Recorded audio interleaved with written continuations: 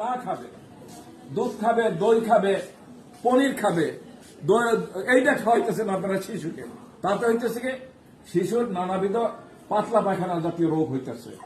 আপনারা বুকের দুধ খাওয়াইলে শিশু পুতপুত করে বারবার পাতলা পায়খানা করে, কথা আমি বারবার বলি। কারণ মায়ের বুকের দুধে একটা উপাদান আছে, যে উপাদানটা এই পাকস্থলীর পর থেকে এই যে আমাদের যে সব জায়গায় খাবার হজম হয় সমস্ত জায়গায় এটা হজম হইতে থাকে, একদম পায়খানার রাস্তার আগ পর্যন্ত হজম হইতে থাকে। বইলা হজম হওয়ার পরে কি এটা বাকি অংশ বিস্তার তৈরি হয় না, স্টুল বা পায়খানা, এই জন্য শিশু বারবার পায়খানা করে, এমনকি 15, 20 বার 25 বারও করে।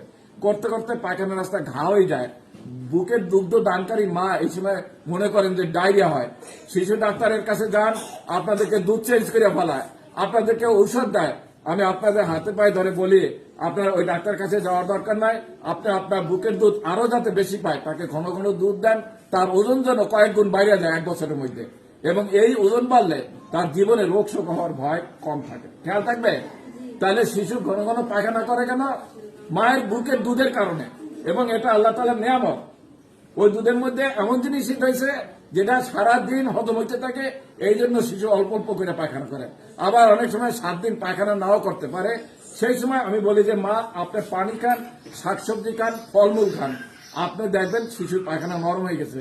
ওই সময় যেন স্টিক ব্যবহার না করেন শিশুর মলদ্বারে, অথবা ডাক্তারের কথা মতো গ্যাস হয়েছে, ফ্লাকল, এইসব হাবি জাবি ঔষধ খাওয়াইলে শিশুদের কিন্তু আপনারা রোগ তৈরি করে দিতেছেন।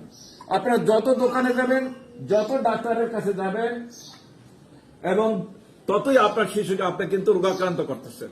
আপনারা শিশুরা জন্মের পরপরই অনেক শিশু আছে অ্যান্টিবায়োটিক খাওয়াইয়া, দুধ খাওয়ার আগে অ্যান্টিবায়োটিক খাওয়াইছেন কিনা?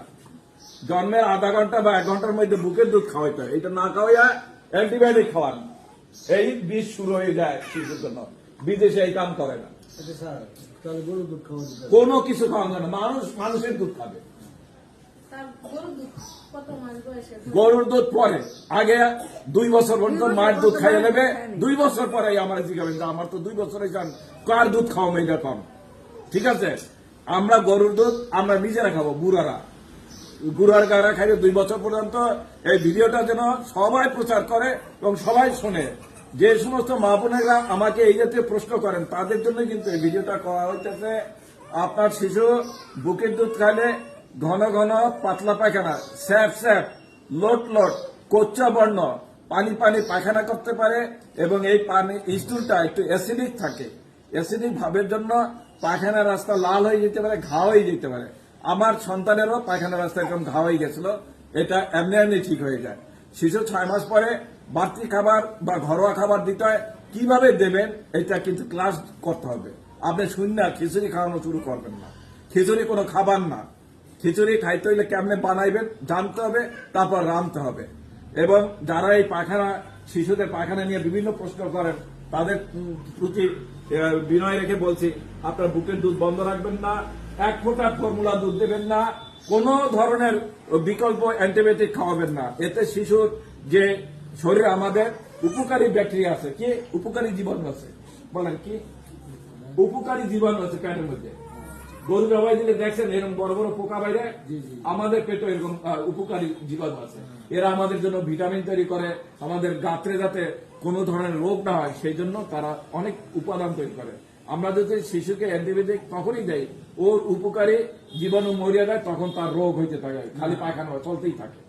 আপনারা সবসময় এসে বলেন স্যালাইন দেন। মায়ের বুকের দুধ এসে উত্তম ঔষধ, উত্তম যা বলেন শ্রেষ্ঠ খাবার। এটা 6 মাস পর্যন্ত চালান এবং সুন্দরভাবে ধরে নার্সের কাছ থেকে শিখে যাবেন। দুধ খাওয়ারও নিয়ম আছে, সঠিক নিয়মকে অবস্থান এবং সংযোগ, এই সংযোগ এটা শিখে যাবেন মায়েরা। তো আপনি আর চিন্তা করেন, আশা করি লেকচারের পরে আর চিন্তা করবেন না।